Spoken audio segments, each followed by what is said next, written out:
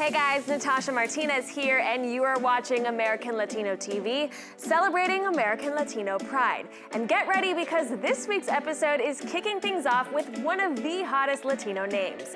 Binge watching is the new way to experience television shows, and Netflix sci-fi thriller The OA has become the latest sensation. For Puerto Rican actor Brandon Perea, who scored a lead role on the acclaimed series, seeing his dream of becoming an actor flourish in a relatively new media has been incredible. His journey began at 16 when he decided to quit a successful breakdancing career and move from Chicago to Los Angeles. But being so young, Brandon had to learn a lot of things like facing rejection the hard way. Ultimately, though, his lessons taught him to persevere, and now he's telling us how he's balancing it all right here on American Latino TV. Check it out. My name is Brandon Perea. I'm an actor, and I breakdance on roller skates as well, so. Whenever anyone asks, they're like, so what do you do? I'm like, oh, I'm a breakdancer, and then they're like, oh, okay, well, what ethnicity is? Half Puerto Rican, half Filipino. They're like, of course you are. I moved out at 16. I remember I was in the parking lot of Blue Coast Burrito in Tennessee, and I was on a roller skating show because I did tours for a long time at roller rinks, and I was with my old skating manager in the car, and he's like, what do you actually want to do with your life? And I was like, well, what are you talking about? He's like, what's your dream? And I sat there and thought about it. He's like, you're not going to be a skater forever. Your body can't handle it at some point, so what do you truly want to do? And I was like, well, I've always wanted to be an actor, but I don't know how to get into it. And he's like, well, what are you doing in Chicago? You got to move to LA and start your acting career. He's like, you got one life to live, so make sure you're living it up.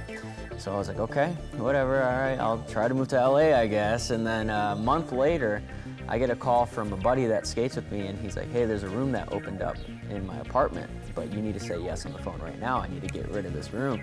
So I was like, okay, yeah, sure, I'll take it. And I talked to my parents, and they were very supportive, and they're like, yeah, if you want to do it, go do it. Just make sure you work hard and get it done. So, and now here I am. Something terrible is coming. If I can just solve the puzzle, maybe I can stop it from happening.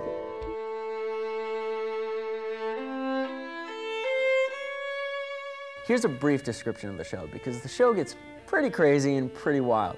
So I'll give a description with no spoilers. It's about a girl who went missing for 7 years, and she was blind when she went missing, and then she comes back with her sight, and she has a secret mission where she needs 5 people to help her on this secret mission, and I'm one of the 5 people. I play French, and French is a very smart kid who has the potential to get into an Ivy League school. That's kind of the little French breakdown. The biggest mistake I made was believing that if I cast a beautiful net, I'd catch only beautiful things. What I loved about French was how layered French was, and because I felt like I had the responsibility to portray this character in a real way, because I don't go through what French goes through at all. I have a very supportive family, and French doesn't have that. So I really wanted to make sure I portrayed it in the most real way possible, because there are people that are going through that situation. And I wanted to let the audience know, whoever can relate, know that they're not alone and that they can get through the situation, because a lot of people go through struggles, but you got to overcome those obstacles. And I think that's what I wanted to do with French, to show people like he has a goal in mind, and there is a lot of rough patches to get there, but at the end of the day, he'll find his way.